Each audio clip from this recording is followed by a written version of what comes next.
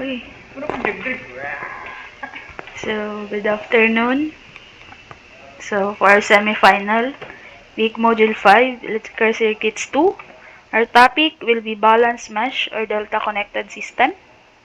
So, in this setup, the similar ends of the three phases are joined together. The finishing end of one phase is connected to the starting end of the other phase, and so on, to obtain the delta or mesh connection. So, it is giingon na sa atong delta connected system, there are three phases are joined together.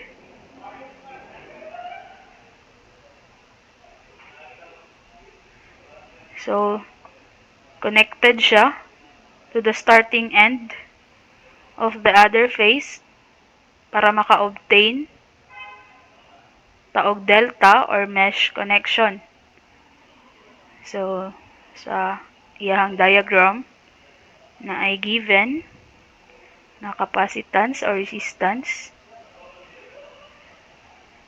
then na ay end which is the A atong variable A, B, C.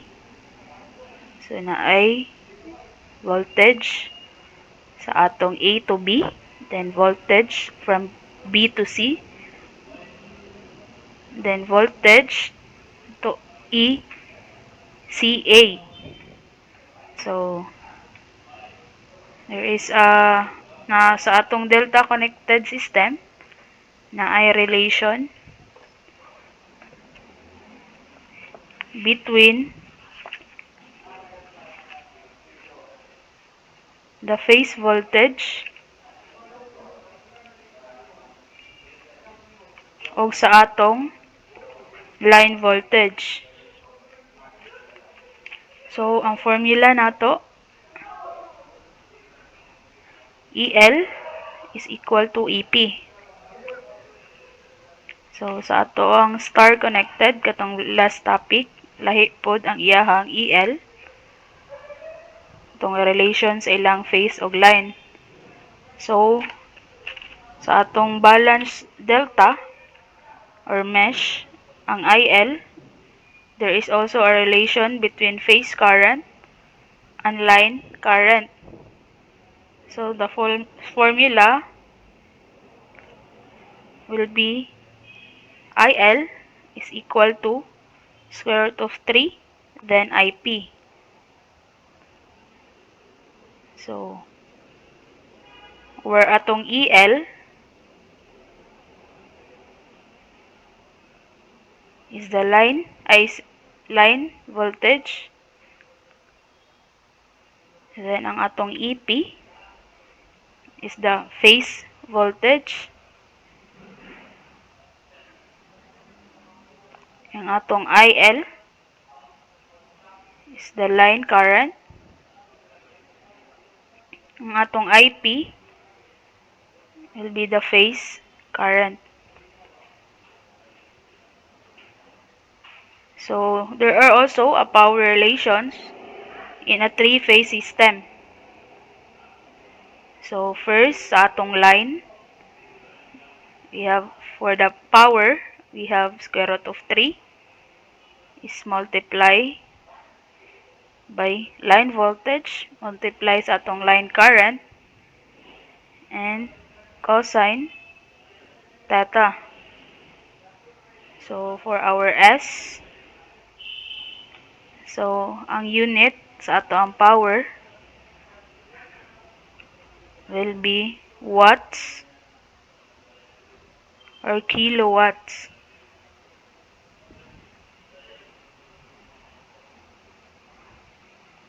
And for our S, so square root of 3 multiply sa atong line voltage, then multiply sa line current. And the unit will be kVA.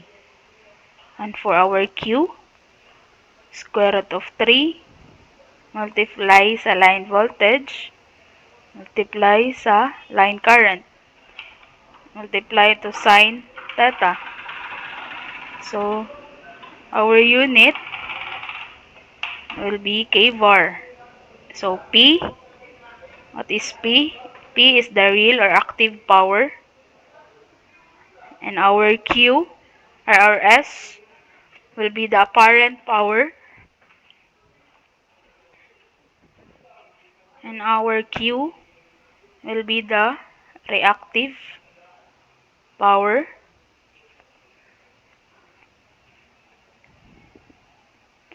And the angle theta will be the power factor angle. So, for the three-phase, sa atong real or active power, our formula will be 3 multiply sa atong phase voltage multiply sa phase current cosine power factor angle. And sa ato ang apparent is equal to 3 V phase, then I phase na to. And for our reactive power, Q is equal to 3 Vp, then Ip, multiply sa sine power factor angle. So we take note that this is our important formula.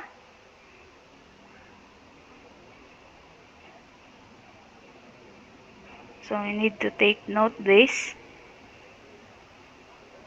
And we also have our power triangle.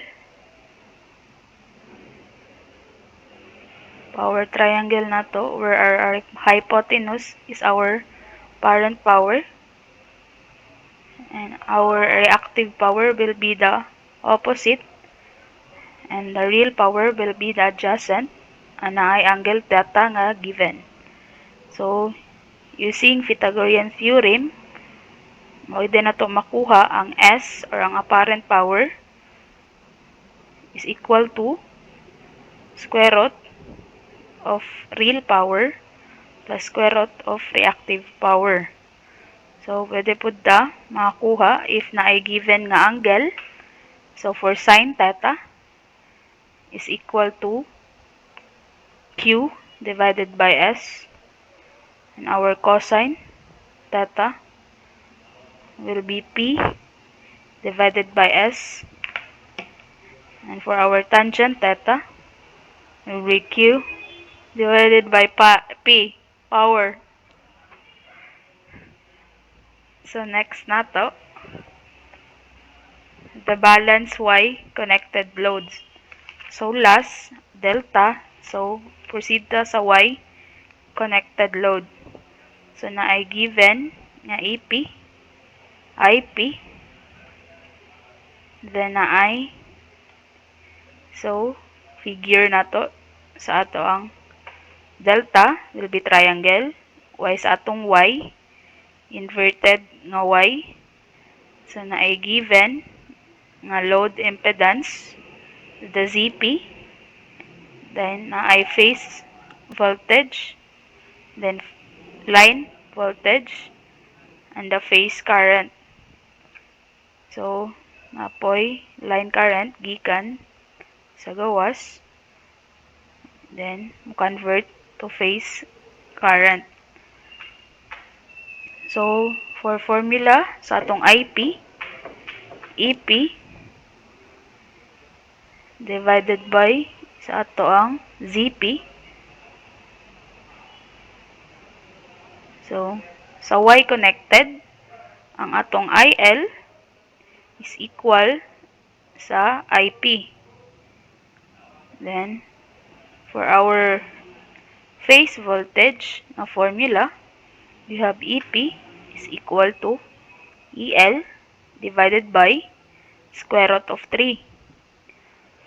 Where if ang unknown kay line voltage, pwede na to ma-derive from EL is equal to square root of 3 multiply sa atong phase voltage. So take note na ang ZP na to is the load impedance per phase. So, we apply sa atong example.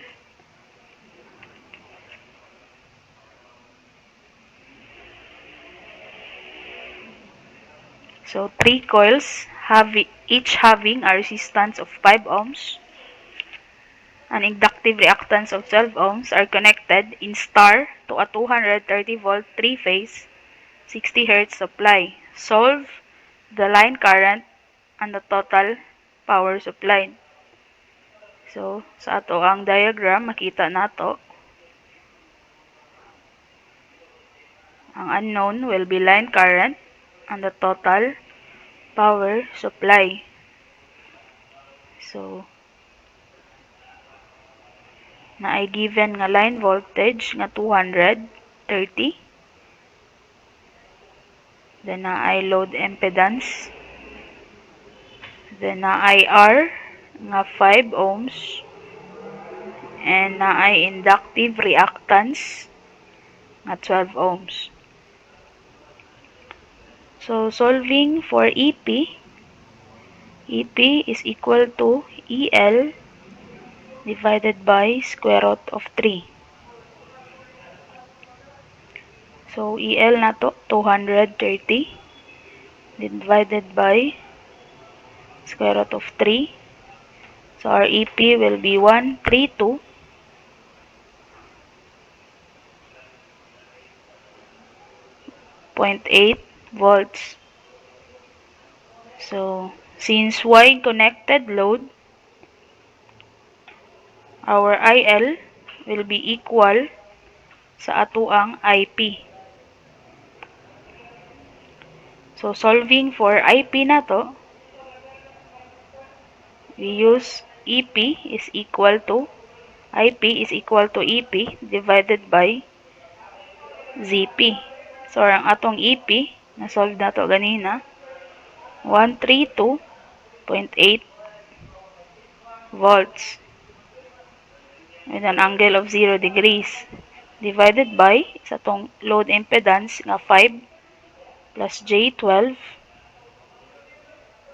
So, our answer will be 10.21 with an angle of negative 67.38 degrees ampere.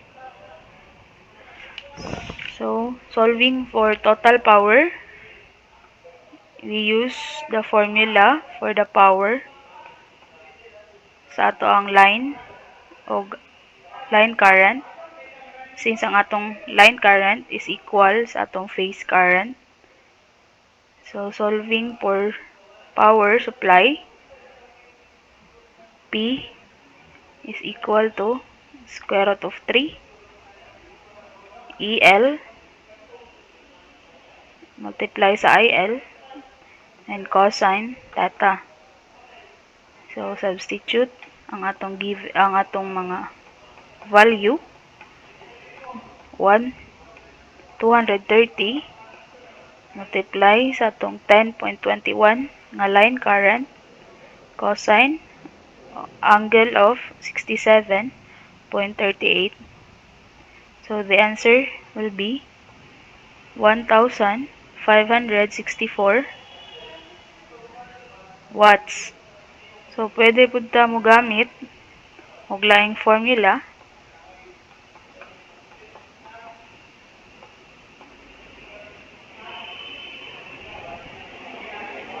nga gamit katong na IP.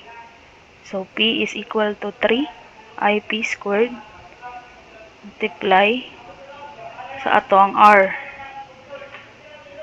So, substitute since na ay given nga 5 ohms. So, 3 then 10.21 squared multiply sa atong 5 ohms. So, the answer will be the same. So, which is 1,564 watts.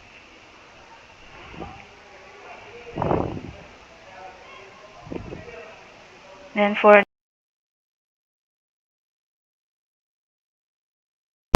so nasa tato sa C na no. So our C will be 1 divided by 2 pi. Then natay given nga 60 Hz na to F. Then ang atong XC ato kay 16. So, the answer, so ang capacitance per phase na to will be 165.78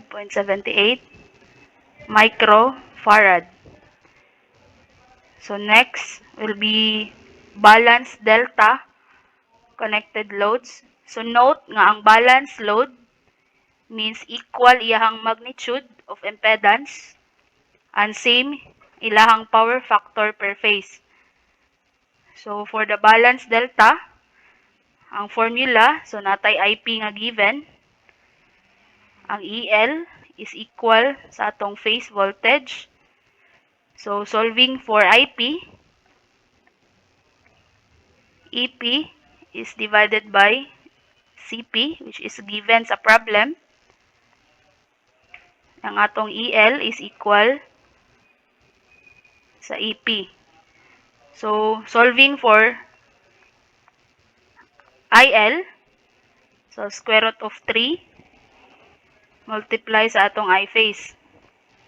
So, atong ZP diri, it is a load impedance per phase.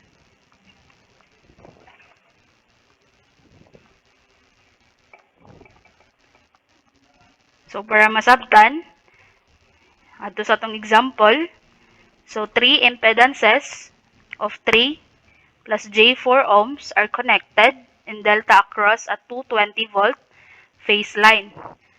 So, giingon diri, natay 220 volt sa atong phase line. So, find the total complex power drawn. So, ang complex will be katong S na to, or the apparent power. So, naay given, na natay R, which is 3 ohms, then J4, then ang atong EL. So, solving for IP, formula na to, EP divided by CP. So, naay phase nga 220 na ang angle niya ay 0 degree. Then, given ang atong load impedance, which is 3 plus J4. So, calcu, the answer will be 44 with an angle of negative 53.13 degrees. Then, ampere ang unit. So, nanatay IP. So, solving for total complex, pwede ta mo gamit atong S is equal to 3 EP multiply sa atong I phase. So, substitute, since nanatay EP, 3 to 20 volts, ang angle of 0, then multiply sa atong IP na gikuha ganina, which is 44, and angle of negative 53.13. So, our complex power drawn will be 17.424 kilowatt plus J 23.232 kVAR. So, mao niya tong since ang gipangayo complex man, wala man siya nangayo og kuan katong real or active power niya. So, kailangan na to i-solve. Complex atong ganiton. So, for the next, so for balance Y impedances reconnected to delta or vice versa. So, giingon diri, if i-convert nimo ang imuhang Y load to delta, na siya formula which is na-derive na. So, current for delta is equal to 3 multiply sa current sa imuhang Y nga load. So, for the power, same ra. Power sa imong delta is equal to 3 multiply sa power sa imong Y. So, take note na ang I will be the line current and the P is the total power drawn. So, i-apply na to na sa itong example. So, 3 delta connected resistors draw a 45 kilowatts when connected across a 230 volt line. So, what will be the power drawn if the resistors are connected in star in the same line? So, given nga naado tay delta connected nga resistors, daan ay 45 kilowatts. So, therefore, we will use ang daan nato na formula. So, P, power sa atong delta, is equal to 3 multiply sa atong power Y. Since ang gipangayo sa atong star or Y, power drawn, so we need to derive sa atong power Y. So, 1/3 of power of delta. So, nanatay power of delta. So, 1/3 multiply sa 45 kilowatts.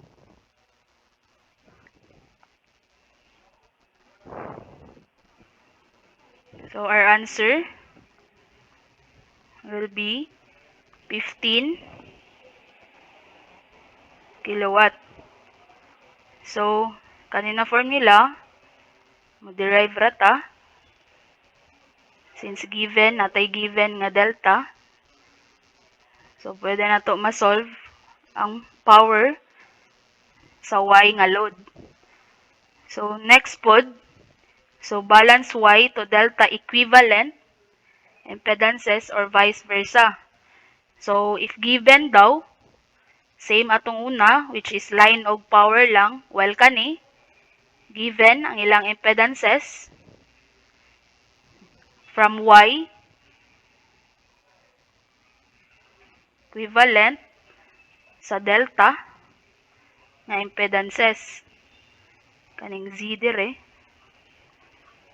So, natay formula, which is impedance sa atong delta is equal to 3, then impedance sa atong Y. So, sa atong example, a balanced delta connected load of 15 plus J18 ohms per phase is connected at the end of 230 volts 3-phase line. So, the line impedance is 1 plus J2 ohms per phase. So, determine the magnitude of the line-to-line voltage at the load terminals. So, naay given nga Z, impedance sa delta, sa problem, delta connected load, which is 15 plus J18. So, we need na to i-convert sa Y. So, ZY is equal to 1/3 of load impedance sa delta. So, 1/3 multiply sa 15 plus J18. So, ang Y impedance na to will be 5 plus J6 ohms. Since naa na tay EP, then napod tay load impedance sa Y. So, using voltage division sa inyong circuit 1, VP is equal to, formula po ni siya, EP multiply sa atong Z impedance nga Y, then impedance nga Y plus Z, which is given kaning 1 plus J2. So, substitute na to. 100 32.8 angle of 0 plus 5 plus J6 divided by sa atong impedance sa Y, which is 5 plus J6 plus sa atong impedance, which is 1 plus J2. So our V phase or phase voltage will be 103.72 with an angle of negative 2.935 degrees. So nanatay V phase. So ang giingon, determine the magnitude of the line to line voltage. So ang ipangayo ang line voltage which is ang VL. So solving for VL, so square root of 3 multiply sa atong V phase 3 dayon 103.72. So the answer will be 179.65 volts. So mo siya final answer since line to line ang gipangita man. So that would be all. So naay pangutana para matubag nako.